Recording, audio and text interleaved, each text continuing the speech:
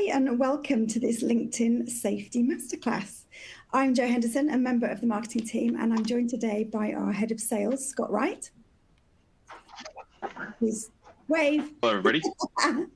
Sorry, I was on mute. And our head of professional services, Giles Garnett. Hello. Will be taking us through today's LinkedIn Safety Masterclass. Thanks, guys. Thanks, Jo. Giles here. Good morning, good afternoon, or indeed good evening to you wherever you may be in the world. And thank you once again for joining us today for today's Dux-Soup webinar covering LinkedIn safety and automation on the LinkedIn platform. So today we are going to talk about, automation and LinkedIn safety. This is relevant to all Dux-Soup users, and in fact, anybody who's not using Dux-Soup as well. We're going to cover these sorts of things. We're going to cover what Dux-Soup is, just from a basic point to the platform, anybody who's new to our webinars. We're going to talk all things LinkedIn and relating to limits, why, what, how, etc., etc. We'll talk about all sorts of various things around that. We're going to look at a specific focus around connection requests, or invites, as some people refer to them. That is usually the part where people hit the buffers, because that is when people normally trigger the warnings. They hit the buffers when it comes to that. That's the thing that people notice the most. We're going to talk about best practices and how Dux-Soup can help you with making sure that you keep your accounts safe. And then hopefully we'll have plenty of time at the end for Q&A as well. And Scott, my colleague who's on the other side of the pond and on the other side of the land on the other side of the pond, is also joining us. So he will be interjecting here and there with various comments and pearls of wisdom as usual, I'm sure. So that's a very brief agenda as to what we're going to talk about. Scott, do you want to add anything there? No, that's just about it, other than transitioning from pearls of wisdom to nuggets of joy, since I'm in San Francisco is where I'm calling from. But yeah, excited to jump into this and talk a little bit about some of the limitations. And please have all your questions, go ahead and shoot them in. I'll be addressing them, and same with Jo as well, who's online. So. Cool, awesome. Thanks, Scott. Right, let's crack on then. What is Dux-Soup? So for anybody who's new to Dux-Soup, it's a Chrome extension which sits in your Chrome browser or Chrome compatible browser. You can use it in some other Chromium-based browsers as well.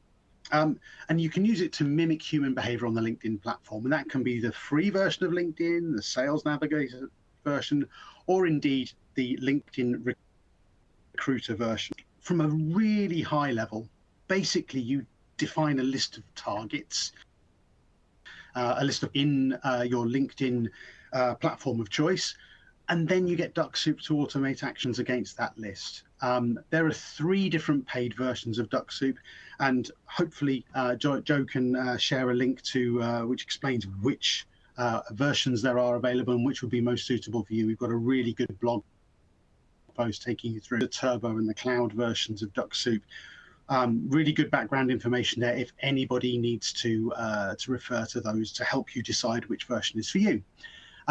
Remember, from a human behavior, Dux-Soup mimics those clicks of the mouse, keeping your LinkedIn account safe. And that is really important. And that, essentially is what we're trying to do here, is make sure that people can maximize the potential of LinkedIn whilst harnessing the power of an automation tool to get the most out of it, whilst also keeping it cost. Okay, so let's crack on. Why does LinkedIn limit activities? Well, you can read a lot of literature about this online, but as they state on their websites, it's to protect our overall member experience. Basically, they want to maintain the reputation of LinkedIn. It's to stop people spamming and user targeting properly. Now, when I first started with Dux-Soup nearly 6 years ago, people were sending out hundreds of invites a day. It was a little bit of a free-for-all, for want of a better word. And 100, 150 invites a day was not unusual to see people doing that. You can't do that anymore. LinkedIn just don't allow it. You've got, and this has changed. This has resulted in changed user behavior. So people are actually now getting a much smarter to that. They're actually targeting far better. Used to effectively be able to have a scattergun approach, and if you sent out 500 invites a week and you got a 10% acceptance rate, great, you've got 50 new contacts. Now you send out fewer connection requests, you target better, but you get a much higher acceptance rate, and you get better quality leaks. So it's actually become beneficial for people to work within the bounds of these, because it's improving people's overall behavior. Lastly, of course, there's always going to be a financial aspect to this as well. If LinkedIn believe you're using their platform for commercial purpose, they will push you towards one of their premium or subscription services.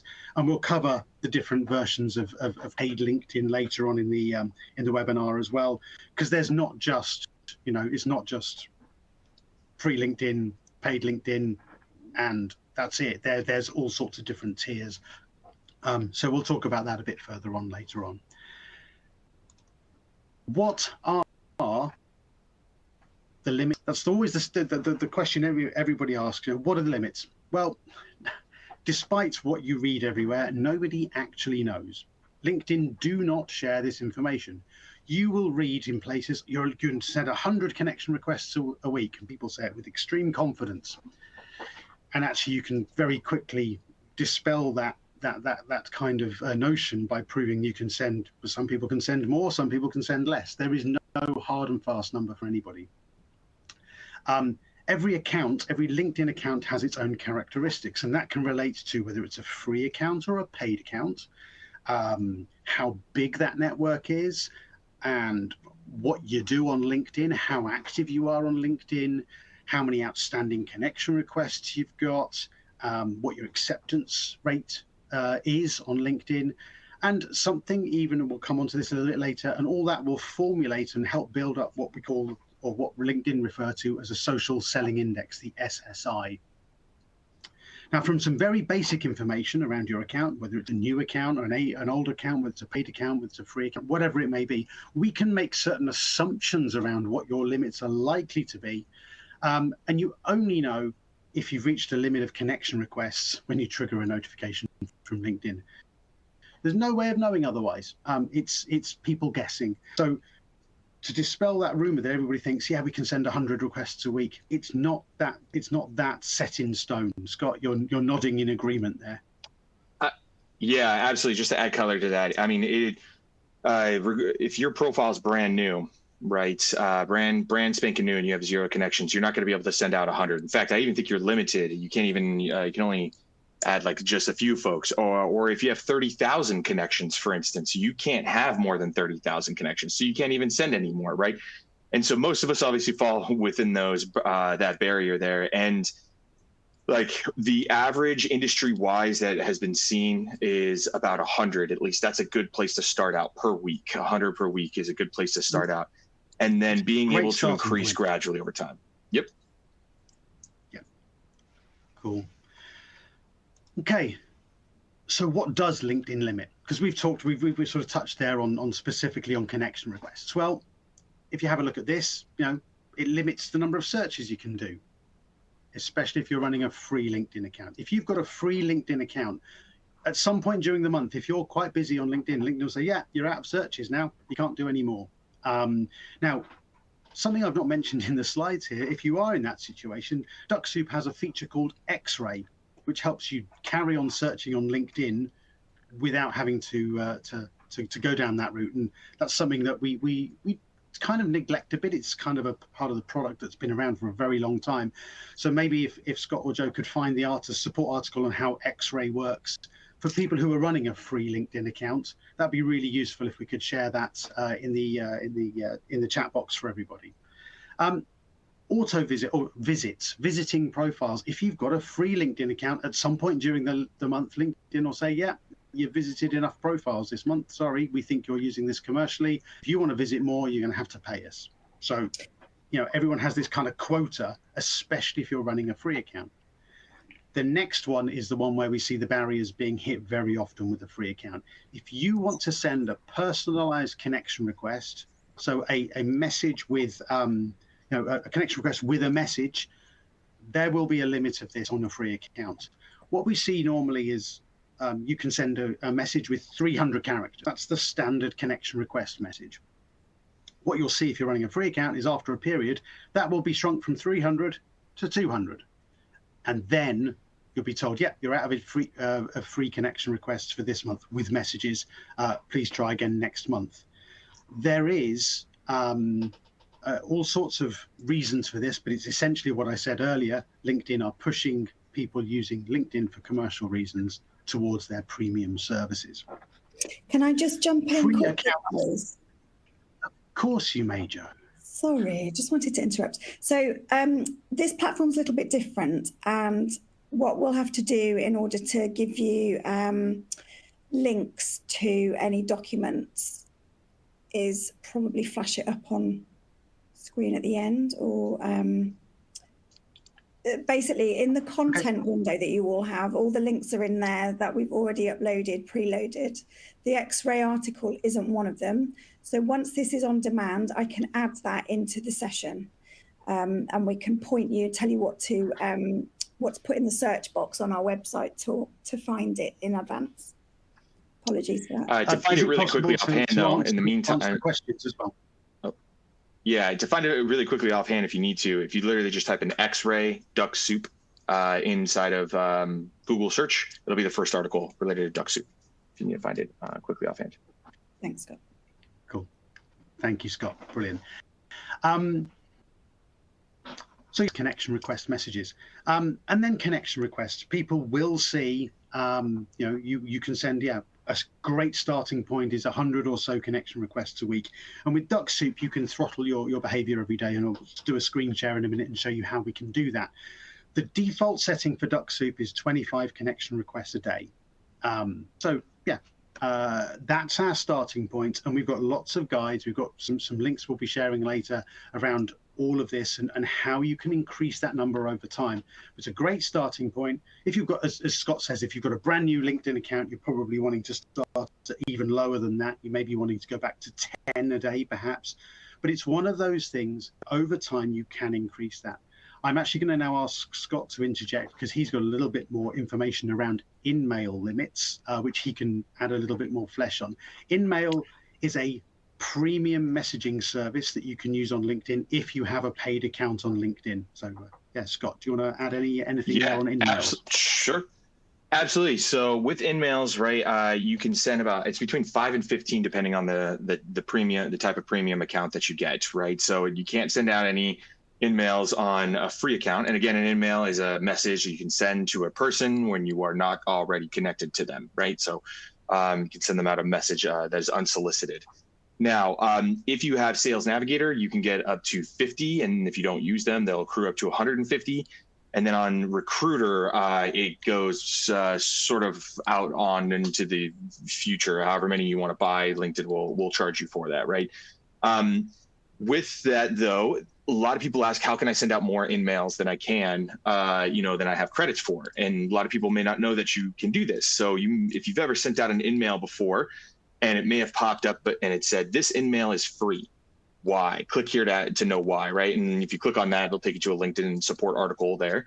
But the reason being is because that person's profile is what is considered an open link profile. What is that? Well, what it basically means is that person has their profile set up to receive incoming messages from people, and it doesn't cost you any credits.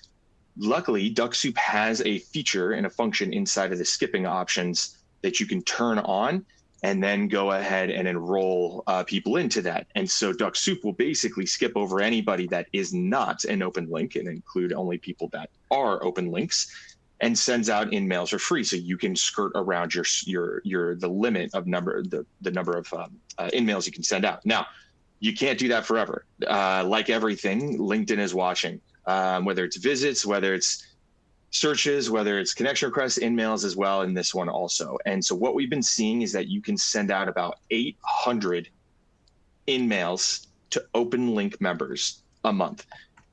So if you have 50 a month that you use for Sales Navigator, now you can bump this up potentially to 850, if you will, right? That can sort of skirt around that number, and so on and so forth. This will work for premium as well, to be able to teed up in those sort of mannerisms as well. So here's an article that we have on this as well that we'll include in our wrap-ups there.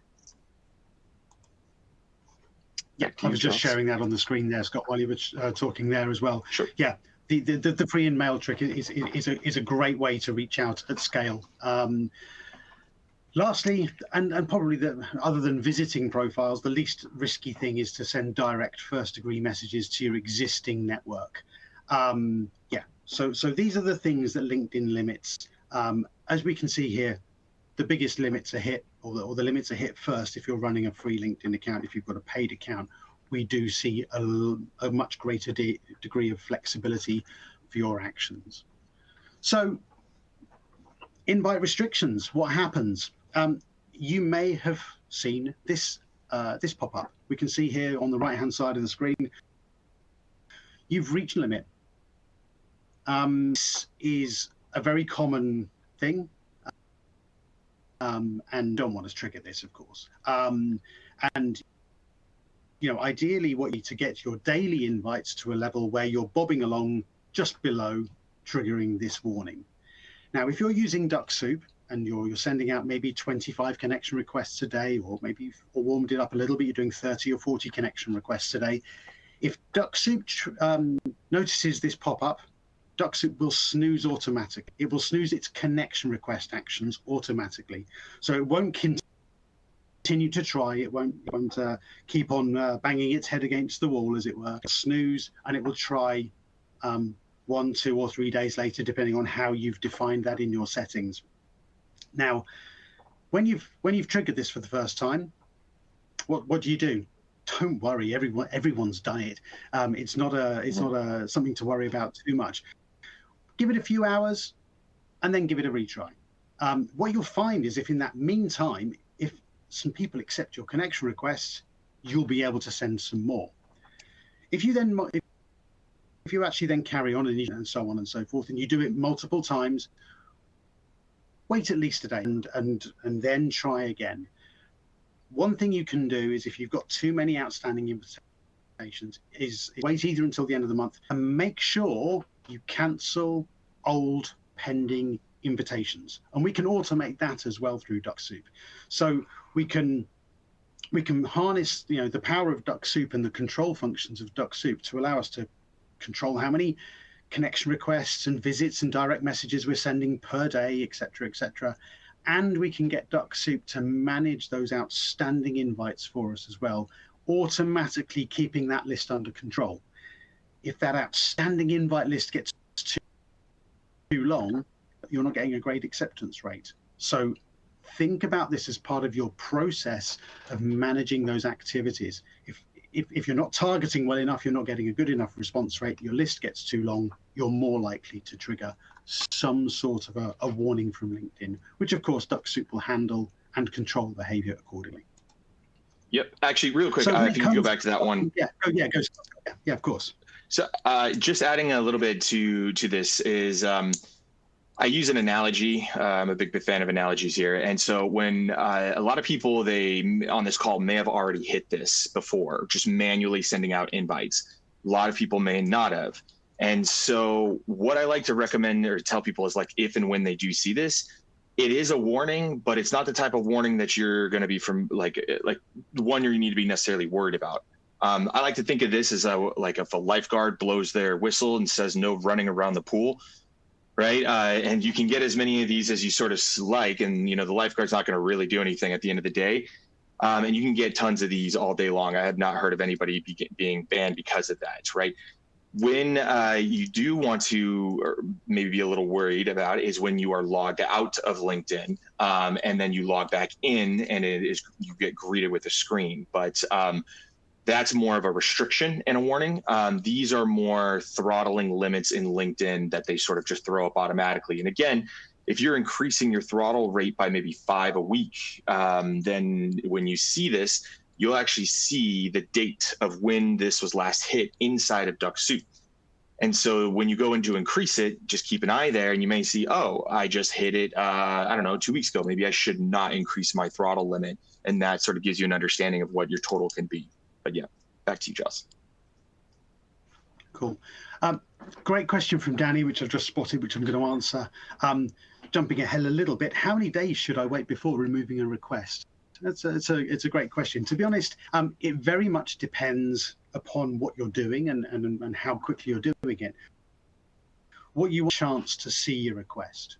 Now, I tend to believe if people haven't responded within maybe 4 weeks, they're unlikely to accept that invite. But it depends upon the scale that you're working at. Some people like to leave it as little as 10 days to 2 weeks and then keep a high turnover rate.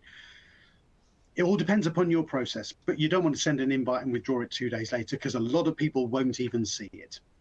So we can talk about that a little bit further, maybe when we get to the Q&A and some of the other bits and pieces a little bit later. Invites, best practices. How can you make sure that you are maximizing your potential here when you're sending invites? So do your research.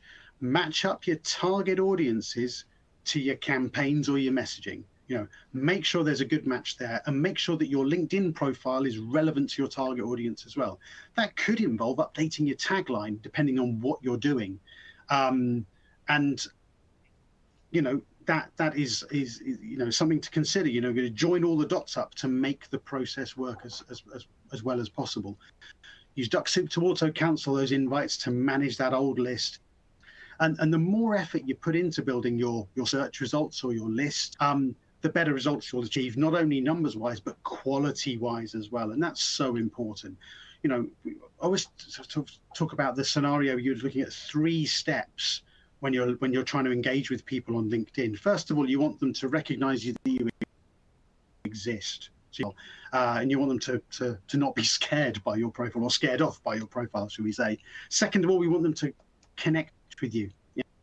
That's either them sending you a connection request or vice versa, sending them a connection request and them accepting. And then third of all, we want to start that conversation. If you've targeted well and you found good quality lists and high quality profiles, good quality targets, you're going to be able to start a conversation in a much more natural way than if you're just spamming people. So yeah, that's kind of some tips there from the invites point of view. When it comes to handling the best practices around behavior on LinkedIn, if you're going to change your speeds of I shouldn't say speeds, the numbers that you're doing over time. So say you're sending 25 invites a day to start with, don't change that, go from 25 to 50. That could potentially see set off an alarm somewhere at LinkedIn HQ. Well, not quite so dramatically as that, but it could trigger a warning. If you're going to increase, go from 25 to 30, and then a week later go to 35, and a week later go to 40. Doing it slowly and gradually, it becomes normal expected behavior on that account. So it's not an outlier. It's not, you're not putting your head above the parapet. You're doing this gradually and doing it in a sustainable way. This is something I've mentioned for years on these webinars. Be a good LinkedIn citizen. Don't just send connection requests and bombard people with spam. Like, comment, contribute, do other things other than just sending connection requests. Engage with your existing network. You've probably got hundreds, maybe even thousands of first-degree connections who you could be messaging as well as doing your connection requests. Everyone thinks connection requests, grow my network. That's the biggest thing on LinkedIn. It's actually just engaging with valuable targets. That's where you want to think about here. And that could well be people who are already part of your first-degree network. Be aware of and keep an eye on your social selling index. Social selling index is it's like a school mark. No, it's not. It's your rating on LinkedIn. And different people put different levels of emphasis on this, but it's not there for nothing. And that was great double negatives there, just for any linguists out there. Yeah. It's there because it's LinkedIn's view of you on your behavior on LinkedIn, your reputation on LinkedIn. And it does have an impact on how much you can do on LinkedIn. We've seen it. If you've got a lower SSI, you can do less than if you've got a higher SSI. Allegedly as well, the higher your SSI, the higher up search results you will appear if people look for people with keywords in your profile. So it has a benefit from several aspects here. Your social selling index. I'll show you where you can find it a little bit later when I share my screen. So yeah, do keep an eye on it. LinkedIn are constantly playing with it as well, but there's all sorts of guides you can see as to what you can do to keep your SSI up as well. Question from Philip there. What's considered a good SSI score? Yeah. How long is a piece of string, Scott? What would you consider to be a good SSI? I mean, I could pull mine up right now. I believe mine's in the 50s or 60s. I did notice that it went down about 10 or so over, I think it was the last month or so. And I think we all talked as a team that we saw everybody's went down just slightly, where we started to making the assumption that LinkedIn most likely put in some new parameters to how they can adjust your score. But I would put it this way. If you're in the 20s, you might want to be like doing some different things. If you're in the 30s or 40s, okay, but try to progress upwards. If you're in the 50s, 60s, and 70s, you're doing pretty darn well. Yeah, I absolutely agree with that. From what I've seen over, LinkedIn change their parameters every year and gradually adapt and change as they go. Excuse me. Over 70, it's a lot of effort. You have to put a lot of effort into maintaining an SSI over 70. Mine hovers around sort of mid to high 50s, I guess. But if you're in the 60s, that's a really good level to be at. But also it gives you an aspect there. It gives you a rating in your network as well if you look at your social selling index page as well. As I said here, don't just send invites. Do other things as well. Visit profiles. You can use Dux-Soup to automate visiting lots of profiles, triggering notifications to people. Every action you carry out on LinkedIn has the potential to trigger a notification to somebody somewhere, which may result in a reciprocal visit to your profile. Messaging, first-degree connections, etc., etc. And as I've mentioned many times already on this call, and I'll show you how to do this in a bit, Alex, how to withdraw your connection requests using automation. I'll show you that in a second when I when I share my screen. Cancel old connection requests as you go. Right, so I'm going to share my screen in a second. We'll just talk about through the Dux-Soup settings here, the throttling settings. We can go into our Dux-Soup options and the advanced menu to manage this, change the settings only gradually over time, and then use the planner function as well when we're using Dux-Soup. So we have Dux-Soup running at certain hours of the day, of course. If we're using Pro or Turbo, computer has to be on as well. And consider all the limits that we're going to show you. So let me just find it now. You'll have to excuse me a second. Our platform is slightly different, so sharing my screen is not always the easiest. What I'm going to just do is I'm going to open my, there we go, let's share my screen now. Still getting used to this one, I'm afraid, Joe, so we will get there eventually.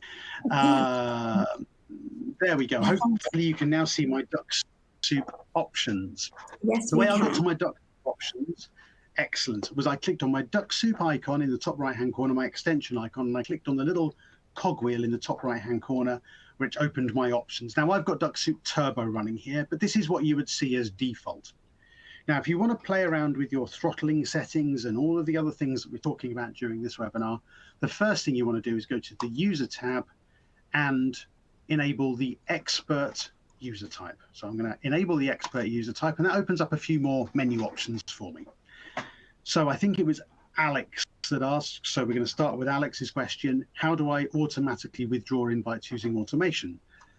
Here under our Actions tab, if I scroll down here, we can see here we've got a Cancel Invites option here, where we can cancel pending connection requests after so many days. So I could go in here and say if I wanted to cancel everything that's older than 2 weeks, I could press 14 days, and I would turn this on, and then Dux-Soup will periodically withdraw invites for me. And anything that's older than 14 days old. I could do it manually or as a one-off just by hitting the check now, and Dux-Soup would open a new tab. It would go to my pending connection requests and start withdrawing those that are older than 14 days. Some people like to leave it on all the time, and it just does it automatically every now and then as part of its regular process. It will do that. Some people just like to go in here once a week or something and just withdraw anything that's older than however many days.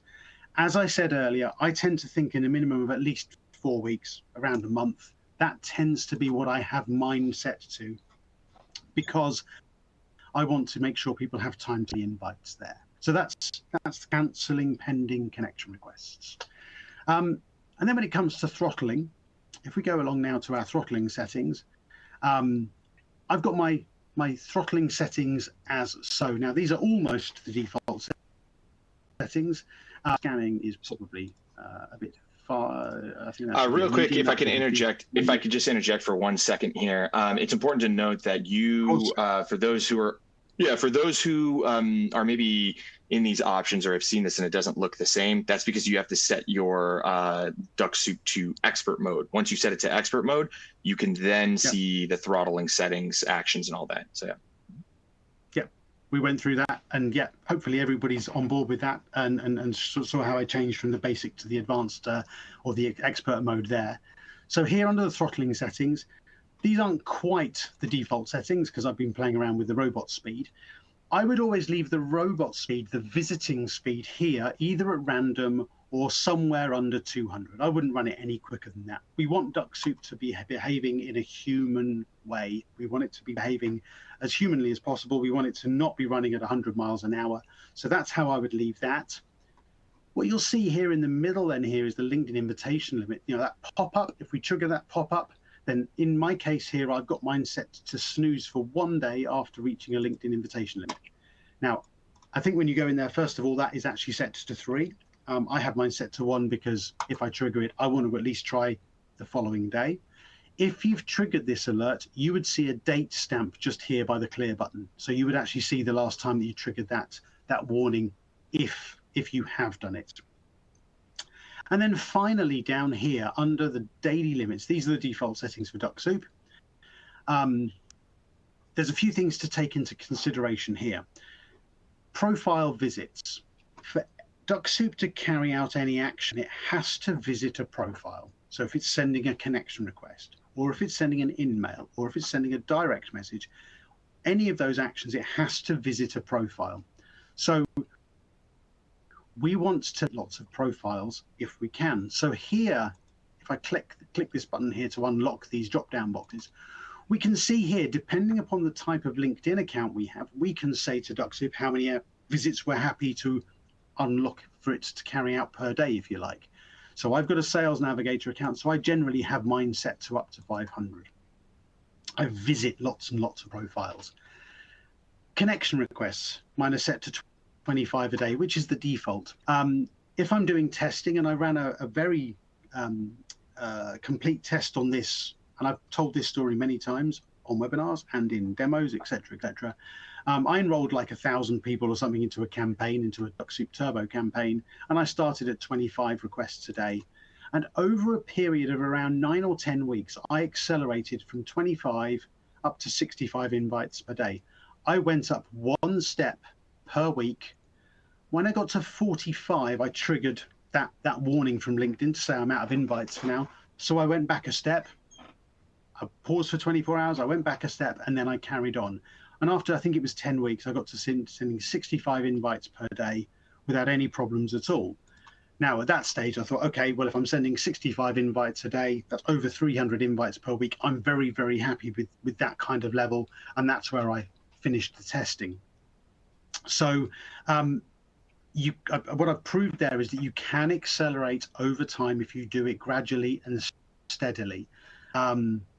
I was getting great response rate as well. So I was achieving like a 40% acceptance rate from that particular campaign. Now, if I was achieving like a 5 or 10% acceptance rate, I would not have been able to accelerate in that manner. Essentially, what we're seeing here is that LinkedIn rewards good behavior. You can do more on LinkedIn if you behave well and get good results. Finally, on this page, direct messages. Messages to first-degree connections. We don't see too many issues with this unless you're running a free account, in which case you're probably not going to be able to send more than maybe 100 messages a day on a free LinkedIn account. The most I've seen people sending here is probably 300 on a Sales Navigator account. Dux-Soup, in the way it works, depends upon whether you're running Turbo or Cloud or even Pro. It's going to take time to send a lot of messages because if you're running it at a random speed and it's doing somewhere between 25 and 125 an hour, based upon your device limitations as well. I would have thought that, you know, the maximum you'd be getting up to here is maybe 300, 350 if you've got a recruiter license and you're running this in, should we say, power mode, if you like.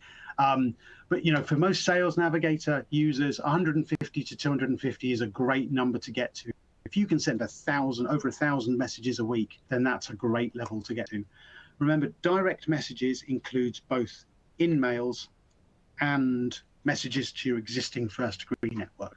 So that's hopefully some useful insights there around the throttling. Finally, I want to show you here under the Dux-Soup settings. In the planner, we can control when Dux-Soup is active. This is set to the device upon which you're running. So I'm based here in the Netherlands, so mine is running against Central European time. So it's what, nearly 20 to 6 here on a Tuesday. Ooh, where did that go? Let's go back there. 20 to 6 here on a Tuesday. So at 6 o'clock, my robot's going to, my Dux-Soup is going to snooze. It's going to stop carrying out any activities at that stage. You can basically use this to have Dux-Soup active during certain hours. One little aspect I would always consider here is if you're sending lots of automated actions on Dux-Soup and Dux-Soup is busy on your behalf, you may not want to be doing too much manually messaging-wise on LinkedIn, because what you don't want it to look to LinkedIn like is that there's multiple people on your account in parallel. So maybe use the planner here to segment your day up, to break your day up. So you say, okay, I'm going to manually do a couple of hours on LinkedIn here, so I'm going to snooze Dux-Soup then. Just use the planner in a sensible way. If you're using the cloud version, the cloud time zone, or the time zone for your cloud session, will be related to the environment that you set it up from, that you initiated it from, in that respect there as well. Let's go back and stop sharing and go back to hopefully the slides. There you are, the technology does work. Cool. Things to note, a few bits and pieces here. LinkedIn do not want you to know what your limits are. They only ever talk about things in a very broad terms and about fair usage and about reputation and risk and maintaining their network, not wanting to limit spam, etc., etc. Paid or premium LinkedIn accounts can always do more than a free account. We've got a brilliant article which goes through all of the different LinkedIn versions, from career premium to recruiter plus, or whatever it's called, and everything in between. So there's a great article on our website covering all of that. Good behavior results get rewarded in the long term. So if you're getting good results, if you're getting good connection request rates, if you're getting, you will be able to do more in time. If you're interacting and contributing towards the LinkedIn environment, you'll get a better SSI, which naturally will help grow things and allow you to do more as well. Strive to be a good LinkedIn citizen. They don't give out badges, but you know, maybe one day they will. And your actions will have the biggest influence. If you spam people and you get blocked by people, that will have a negative impact. You have control over this, whether you're doing things manually or automatically.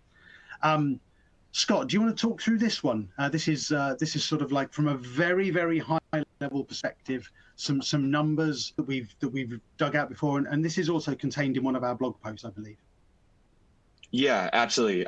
So I actually did a webinar on this I think I want to say like 2 months ago or something like that, which was kind of talking about the limits of the different options that you want to purchase on. Now, these here, this breakdown, this metric system, it is again on averages, right? So you may be able to get away with more, maybe you need to do less, right? It all depends on various different factors, but this is a good general guide for you to go ahead and go forward with. So free, right? Obviously pricing is free. Profile visits, you can do roughly about 80, maybe 100 of them a day.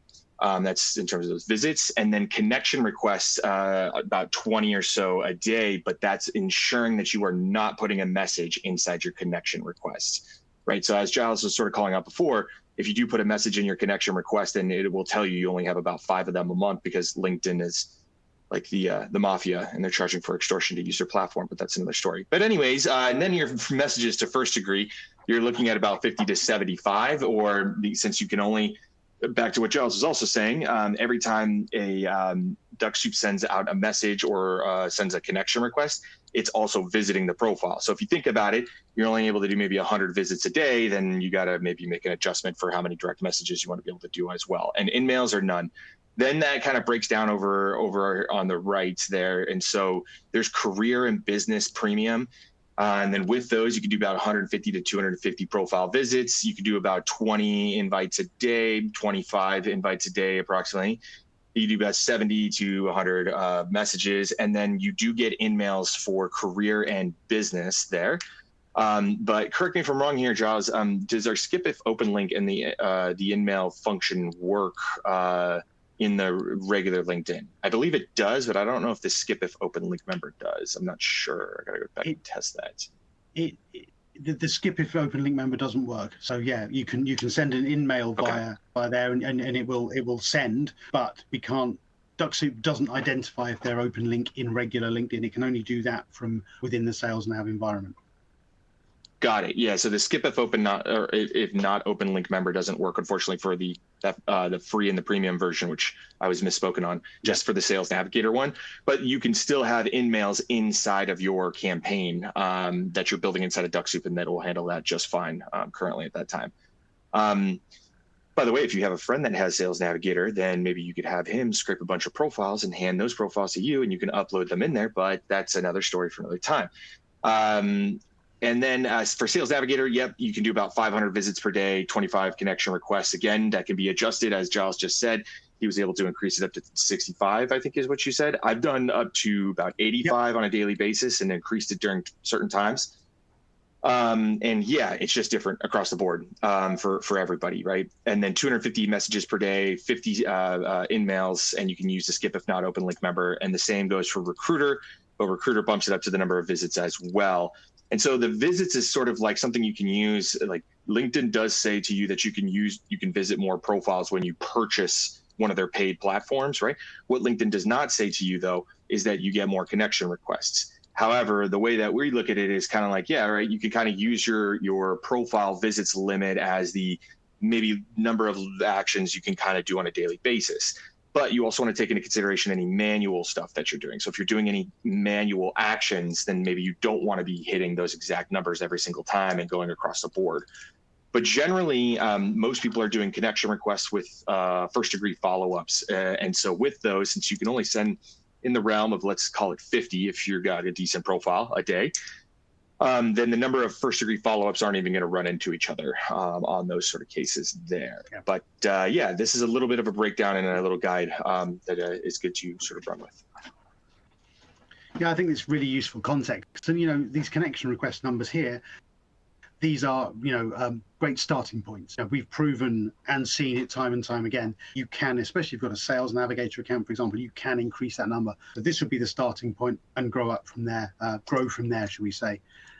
A little bit of repetition here. LinkedIn basics. These are things that you should always be aware of if you're using any sort of automation on LinkedIn, or indeed just using LinkedIn. Every action you perform on LinkedIn creates a notification. Present your profile page. It's the most straightforward win you will come across. Update your profile page. Update your profile photo, background, headline, skills, etc., etc. And depending on what you're doing, don't be afraid to maybe even update your headline. You know, I've seen people who, for example, are recruiting for a role within their organization. They update their profile, their tagline, saying, looking for experienced staff in such and such an area. Every time they visit a profile, someone's going to see that. That may get people visiting them. So it can be a really, really useful way of getting people to attracted towards your profile, depending on what you're doing. And I can't reiterate it enough. The LinkedIn citizen behavior, like, comment, share, engage, etc., etc., etc. It's so crucial no matter what you're doing on LinkedIn. That's primarily all of the slides that I wanted to talk about. I think there's been quite a lot of questions if I look at how Scott is concentrating and reading all of the different things that are coming in. Joe, do we have some Q&A? Do we have some questions coming in for both myself and Scott? We've had loads actually, but Scott and I have been pretty much on it. Let's have a look at some that we've left open. Let's go through some of the latest ones. Are there any setup scripts we can use to get Dux-Soup and LinkedIn up and running? Crawl before walk, that's from Todd. So if you go to our blog post and just type in the search box started, if you just go to the blog pages and type in started, you'll find that there's 3 root start points there, depending on which version of Dux-Soup you're using. There's a Pro one, there's a Cloud one, and there's a Turbo one. Setting up how to build a campaign in the examples of Cloud and Turbo, showing how to construct a campaign, how to have it working with your LinkedIn account, how to enroll people into those campaigns, and then how to monitor them as well. So we can then do all of that as well. Just seen a message coming from Mahmood. How do we find our SSI? Can somebody answer, Mahmood, with the URL of where you can find the SSI? Yeah, that'd be really good. Also, on that note, one easy way to also find it is just straight up Google it as well. And even if you have a free LinkedIn as well, if you say, what is my SSI score LinkedIn, it'll say, it'll take you to a page that you'll be able to see it, and it'll say, get my LinkedIn score or something like that. And you'll see it's an actual LinkedIn one, but we'll include a link for you to go right to it as well.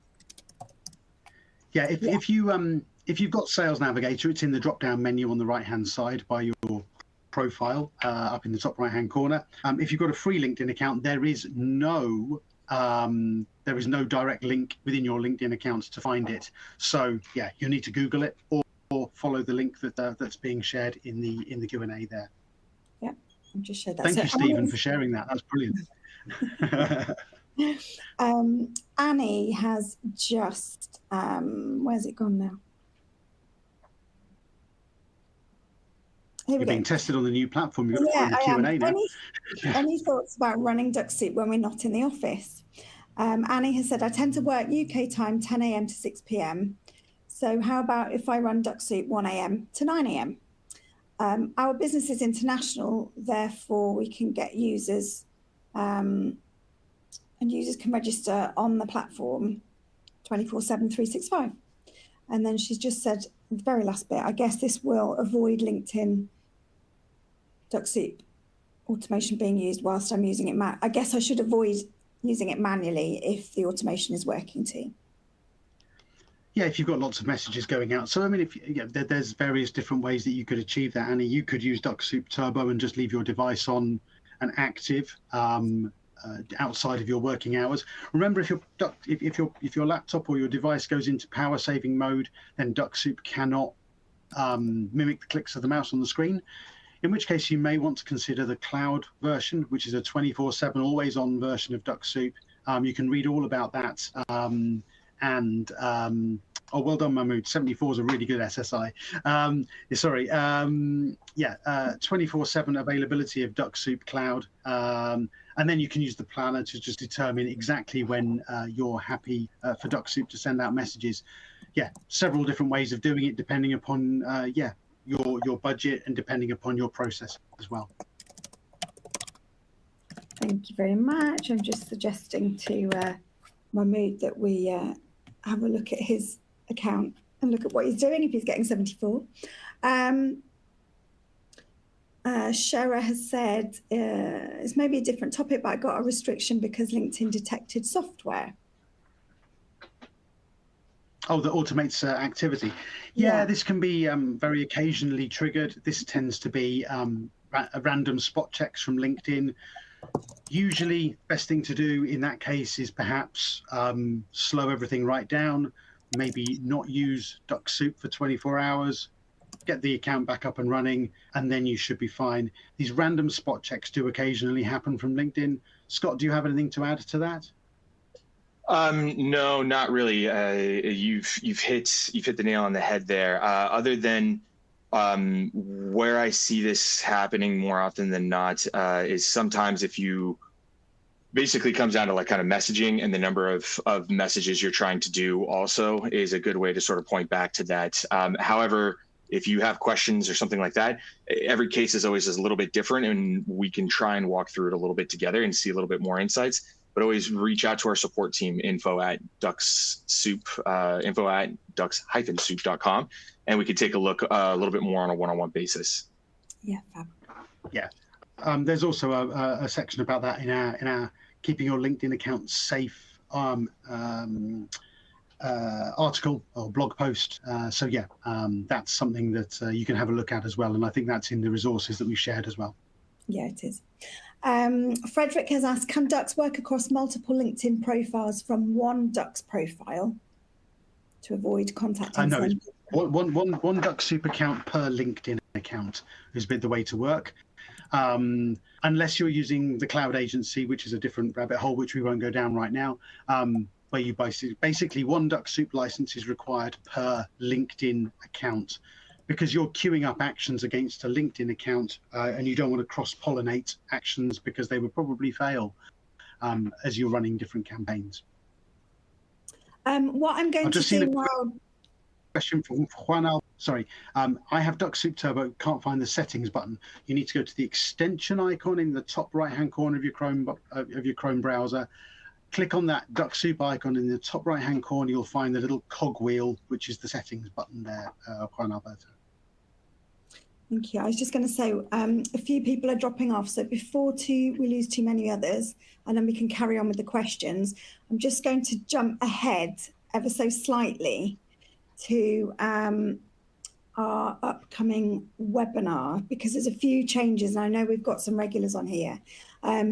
So I just want to let you know that we are having a little bit of a play with our webinar strategy. So our next webinar isn't until the 18th of March, which is 4 weeks away, and it's at the earlier time of 1 p.m. GMT. So we're changing the strategy slightly to be more inclusive across the globe, which means we'll also be holding sessions at different times, depending on the content or who the guests are. So for the session on the 18th of March, we'll be joined by guest host James Caldicott, who's the founder of SWJ Growth. James has successfully generated over 4,000 sales appointments using LinkedIn, and will be sharing with us how he has driven over 15 million in sales revenue using LinkedIn with Dux-Soup. At the end of the session, when you close out, you'll be a little pop-up will appear. And if you click on that, you can register for the event and get a few more details. And I've also added the link, I think, into the content piece. So I can go over that again when we get to it, but let's jump back to the questions for now. So yeah, if anyone wants to join us, it'll be in a month. Yeah, I've spoken to James many times over the years. He's a real advocate of Dux-Soup, really interesting guy to listen to, first-hand experience. It's a really interesting story that he's got there. Thanks. Sorry to butt in. That's all right. Anything else coming in? Here we go. If I create a list and enroll, this is Tony. If I create a list and enroll just a partial selection of the list, if I come back and enroll the rest of the list, I'm assuming the initial partial enrollees are not. I think I know the answer. By the actions, yeah. I think I know the answer. Is it Tony? You said. Yeah. Hi, Tony. Yeah. Once you put somebody into a campaign, you can't put them in the same campaign again. Dux-Soup will detect that those people that a portion of that list have already gone in, and it will skip people who are already in that campaign and find, so say you've got a list of, I don't know, a couple hundred people, and you put in 100 people into that campaign, and then you go back a week later and say, well, I don't know which 100 I've put in another 100. It'll find the first 100 that have not got into that campaign before, enroll them into that campaign. During that process, it will pick up any duplicates as well. So yeah, Dux-Soup will safeguard you from that perspective as well, especially if you're using Turbo or Cloud and the campaign actions there. Yeah. Fabulous. John has asked if I have an old laptop and leave this on with settings so it doesn't lock or sleep, with LinkedIn logged in and Dux-Soup running on a list, will it just keep going and snooze when I set it to? Yeah, it'll if you keep that device open, it'll just adhere to your scheduling that you've got set in the planner, and whatever your daily limits are. Yeah, we see people doing this quite a lot. So I mean, we've got examples of people running this on Chromebooks, even on Raspberry Pis, all sorts of different devices, just leaving it running 24/7 in some cases. Absolutely, you just don't want it to go into power down or a screensaver mode, because at that stage Dux-Soup can't mimic the clicks of the mouse. I saw my browser have to. No, it doesn't. The browser can be behind. Just don't minimize it to the bottom of your screen, because in those cases Dux-Soup will snooze. Yeah, I've also seen. It's been a while since I tested it, but if you, I think on Macs or sorry, PCs, you can do this where, as long as your hard drive and your actual PC do not sleep, so everything's still running, your display may be able to, but you have to adjust those, and I would test that out. And it's different per computer, but something worth giving a shot if you like.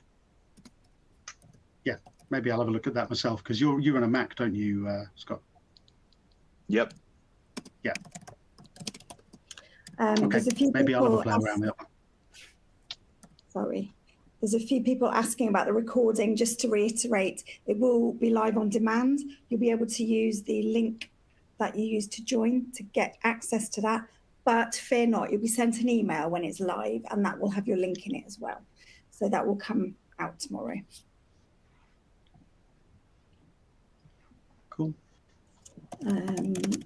A question from Shara. Do we have any idea how many profiles I could run in a Chromebook? On a Chromebook, you can only be logged on with a single Chrome account at a time. So you can only run one at a time on a Chromebook. That's a nice, easy one. I think we've got a blog post around Chromebooks as well. So if you have a look at our blog pages, you'll be able to see that there.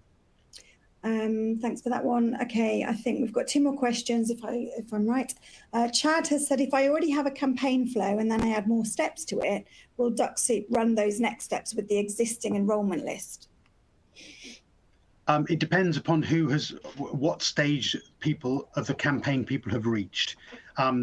When Dux-Soup completes a step on your campaign, it looks to see if there's a next step. If there is no next step, that's the end of the campaign for that individual. So you need to catch people before they hit that last step if you want to add more steps to your campaign. I think I explained that properly. So yeah, just think about how far people are through your campaign. Message, 3 follow-up messages. If anybody's received that 3rd message and you add a 4th message, they're not going to get it. They've already reached the end of the campaign as far as Dux-Soup's concerned. Anybody who subsequently gets the 3rd message would get the 4th message.